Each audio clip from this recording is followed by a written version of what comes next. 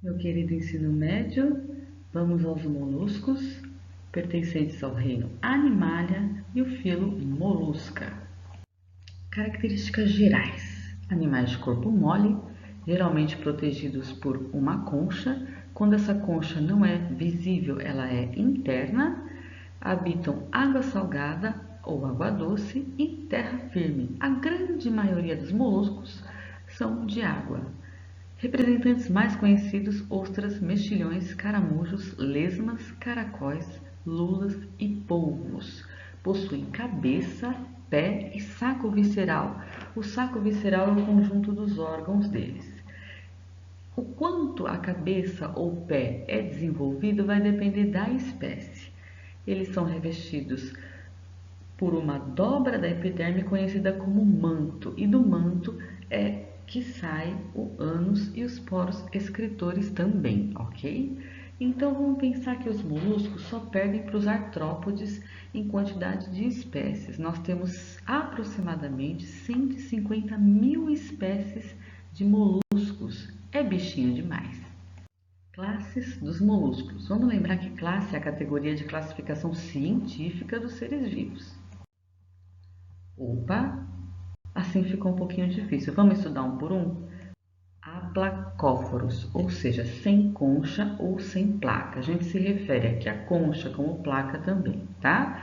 Vivem nas profundezas dos oceanos e parecem vermes de 2,5 centímetros no máximo. Olha aí a imagem desse bichinho feinho, né, que parece um verminho, e a gente não vai encontrar eles na beira do mar, porque eles estão dentro, lá nas profundezas dos oceanos. Monoplacóforos. Por muito pouco eles ficaram desconhecidos por nós. Os cientistas eles encontraram fósseis desses animais, mas não encontravam o animal.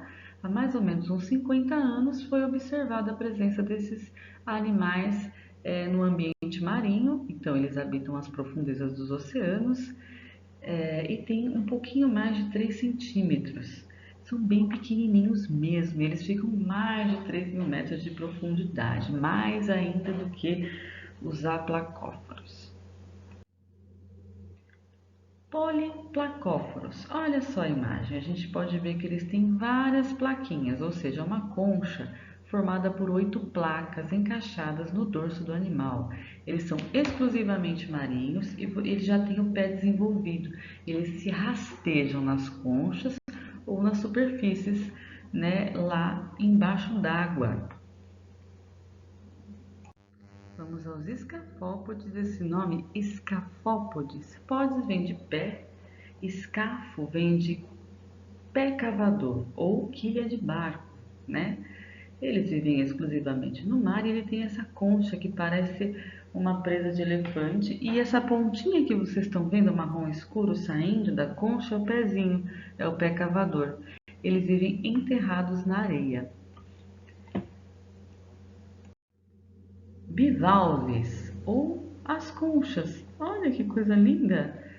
Tem muitas e muitas espécies, né, de bivalves que a gente está vendo aí sempre na praia, nas fotos, nos livros, né? Eles têm uma concha constituída por duas válvulas, ou seja, funciona como um sistema de dobradiça, tá? Abre e fecha, eles ficam lá dentro, os moluscos. Eles vivem no mar e em água doce também. Eles podem viver aderidos em conchas, enterrados na areia, cavando pequenos túneis ao longo do solo marinho, e eles se deslocam abrindo e fechando essas válvulas, né, da concha, né? Eles se locomovem assim ou também escavando, né? É isso aí. Gastrópodes são os famosos caramujos, caracóis e lesmas. Aí você já encontra em terra firme também, além das águas. Eles são aquáticos e são terrestres. Ele tem essa concha espiralada ou uma concha interna, que é o caso das lesmas. As lesmas vocês não veem concha, porque ela é interna, bem reduzida também. O pé dele é desenvolvido e bem utilizado para locomoção. O pé, gente, é essa parte de trás que parece um rabo. Todo mundo fala, o rabinho do caracol, não é rabo, não, é pé. Ele não tem um pé como o nosso, cheio de dedos e unhas, né? O pé é mais primitivo. É esse pezinho aí, essa parte de trás. E eles secretam um muco vistoso, né? A gosma da lesma, né? Quando a lesma está andando, ela deixa um rastro brilhante, que é uma gosma, né? Na verdade, é um muco viscoso que eles secretam justamente para auxiliar a locomoção, né? Para ficar deslizante para eles. E o nome gastrópodes justamente se dá pelo saco visceral está acima do pé, né? Então, gastro vem de estômago, né? Que está presente ali no saco visceral, logo acima do pé. Por isso esse nome gastrópode. Bom, cefalópodes, vamos pelo nome então, tem a cabeça próxima aos pés, né? A cabeça é praticamente conectada ao pé. Caso dos polvos, lulas, náutilos. São exclusivamente marinhos. Eles têm concha interna ou externa, espiralada, dividida em várias câmaras, que é o caso dos náutilos. As lulas e os polvos só têm a concha interna. A gente não consegue ver concha nenhuma ali olhando para ele, né? Eles têm o pé muito desenvolvido, esses tentáculos cheios de ventosas adesivas são os pés dele, tá? Então ele usa esses pés não só para se locomover, mas também para capturar presas e até mesmo no acasalamento. Possuem células epidérmicas, os cromatóforos, que faz com que eles mudem de cor ao menor perigo, né, na sensação de perigo. Eles se camuflam mudando de cor. E também o caso dos polvos, aí eles possuem tinta preta numa bolsinha para ajudar a encobrir a visão do predador quando eles querem escapulir. Anatomia e fisiologia dos moluscos. Eles possuem simetria bilateral, ou seja, o corpo pode ser dividido em duas partes exatamente iguais. São triblásticos, possuindo os três tecidos, endoderme, mesoderme e ectoderme. São celomados. O que é celoma? É uma cavidade revestida pela mesoderme onde ficam os órgãos mais organizadinhos ali do que nos outros animais que a gente estudou. São revestidos por glândulas, essas glândulas são as produtoras de concha ou as produtoras de muco. Possuem exoesqueleto incompleto, ou seja, nós estamos falando das conchas que recobrem o animal. Essas são sempre externamente ao corpo e revestem-o parcialmente. No caso do caracol, o caracol tem aquela concha externa, porém é uma concha que não o protege 100%, né? E a concha, falando em concha, elas têm três camadas: nacarada, ou que possui nácar, prismática, com cristais e carbonatos de cálcio, e a camada orgânica, que é a mais fininha, formada por material orgânico. Vamos lembrar de uma história que a gente já ouviu falar em vários lugares da pérola, que as ostras possuem pérolas. O que é a pérola? A pérola nada mais é do que o resultado de um processo de defesa da ostra. Quando ali no entre o manto e a concha se penetra um corpo estranho, uma partícula estranha, essa partícula estranha ela é envolta por esse manto e cercada por células epidérmicas que vão expelir, ou seja, excretar nácar, né? Naquela partícula estranha, mas muita camada de nácar até formar aquela pérola bonitinha e redondinha que a gente conhece. Aí na imagem você pode ver o que eu acabei de falar. Um corpo estranho, uma partícula estranha, entre a concha e o manto, a deposição de nácar, formação da pérola e uma imagem real mesmo, uma imagem verdadeira. Vamos falar então da digestão dos moluscos.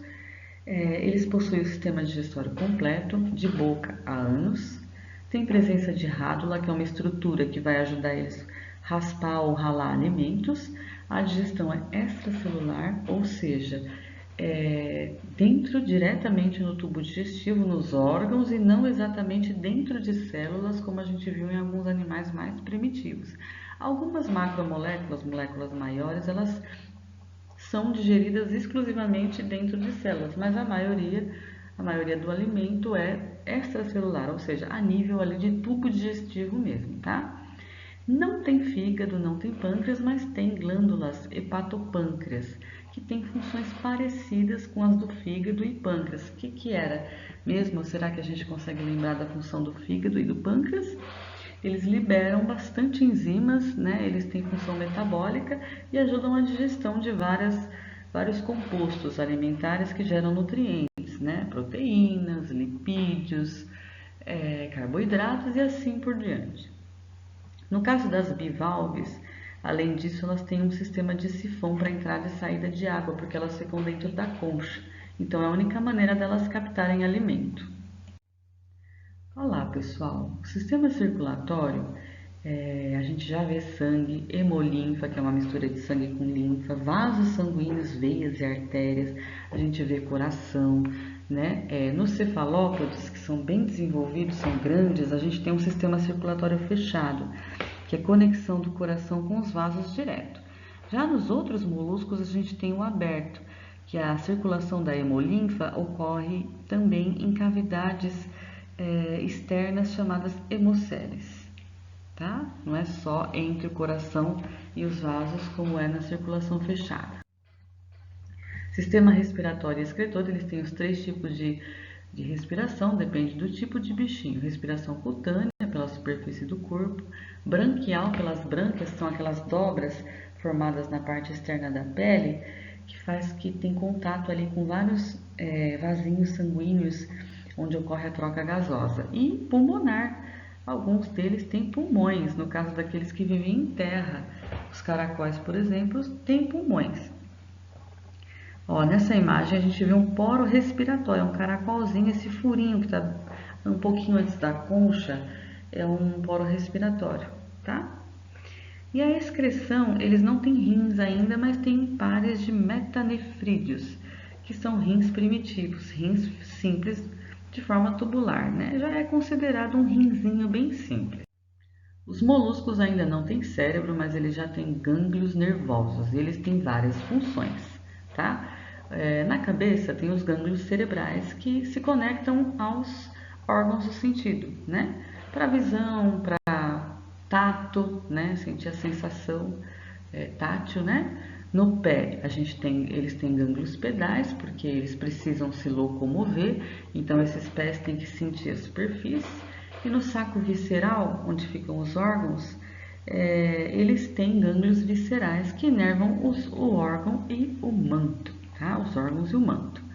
E o sistema sensorial é amplo e difere de espécie para espécie. Alguns têm sensibilidade ao toque, à pressão, outros às sensações químicas da água, né? pH, temperatura, e outros têm visão bem desenvolvida. Essa imagem aí do lado é de um polvo, né? Um polvo bem bonito, com os olhos bem grandes, então eles têm uma visão muito, muito boa. E a reprodução é sexuada, sempre sexuada, com ou sem fase larval. A maioria dos moluscos são monóicos, ou seja, são hermafroditas. Eles têm os dois sexos, eles mesmos se reproduzem. Alguns são dioicos, ou seja, têm sexo separado. E a fecundação pode ocorrer tanto dentro do animal quanto fora do animal. Quando ocorre fora do animal, a gente tem a fase larval, tá? Então a gente tem o zigoto, ele forma uma larvinha com cílios chamada trocófora, que depois desenvolve para véliger. No caso da fecundação interna, não ocorre o processo larval, tá? O ovo é liberado na água, a gente vê aí um caso lindo na foto do lado, que é um ovo de lula, da lula gigante, tá? E esse ovo é diferente do ovo de galinha, de ovo de ave, por exemplo, que ele tem essa casca que não é uma casca, é uma gelatina. E tem o bichinho dentro esperando o momento certo para ele sair, né? Para ele nascer. E é isso então. Bichos lindos, maravilhosos, ainda primitivos. Na próxima aula a gente vai ver um pouco dos anelídeos. Bye!